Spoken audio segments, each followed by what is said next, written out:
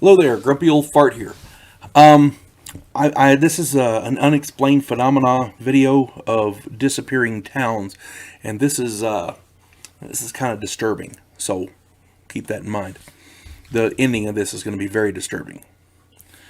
Throughout history, there have been mysterious disappearances and inexplicable vanishings, and we've all heard of Amelia Earhart, Virginia Dare, that kind of thing, D.B. Cooper, all kinds of weird stuff like that. But what I'm talking about here is where they have a town or a village, and the entire population of the village just up and disappears. Nobody can tell where they went. There's no record of them after that. They're gone. They vanish.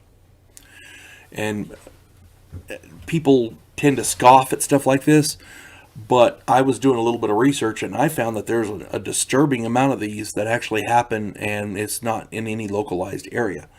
A lot of them happened in the United States, but in the United States and Canada, but and some of them have kind of obviously been explained, but nobody's actually explained it.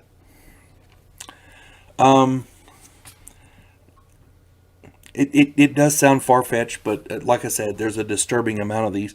I put a few of these down just for reference. Urkhammer, Iowa.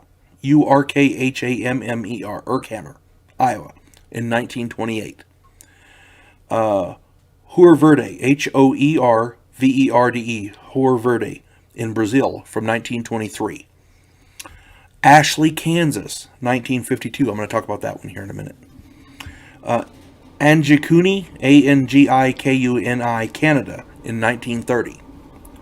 And of course, everybody's heard of the Roanoke colony in Virginia. Everybody seems to think that the first Americans got those, what they call Native Americans, Indians got them, but nobody can really explain it, and there's no record of it. So the people showed up, they went to England for supplies, they came back, and everybody's gone.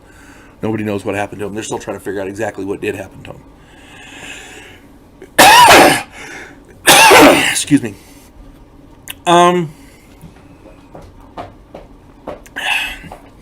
The ending of this video, I tried not to make it disturbing, but I would be remiss if I didn't mention this. I talked about Ashley, Kansas in 1952. The authorities had before the town completely, all the people vanished.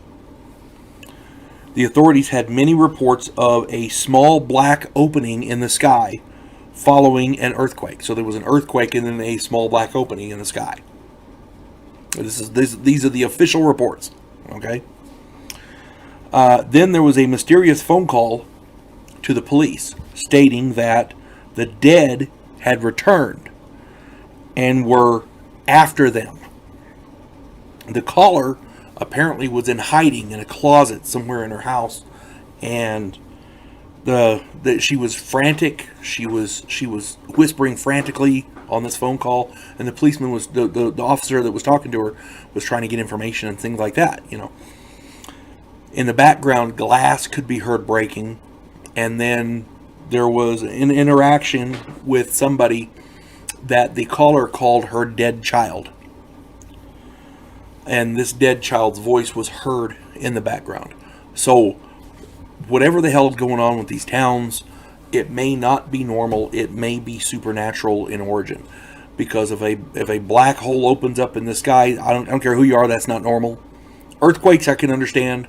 A black hole in the sky, not so much. And the dead coming back, oh my lord. So, when you can do some more research into these. Some of the more, I listed some of the more prevalent ones. There was one in Canada, this Angikuni village, where trappers had showed up and they still had cooking fires going. It was like the people were there 5 minutes before and just vanished. But there were no tracks leading out.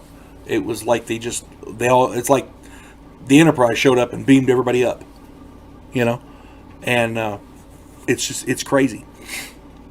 This thing with Ashley, Kansas from 1952, I'm going to try to do some more research on that, because that's freaky. You get when the police get a phone call that the dead are coming back and they're after them, and then they have an interaction, and then everybody disappears. Yeah, something's up with that. So do some research and see if you can't figure out. I'd love to read your comments. If anybody has any opinions or any other insight, I'd love to read it. You folks have a good day. God bless one and all.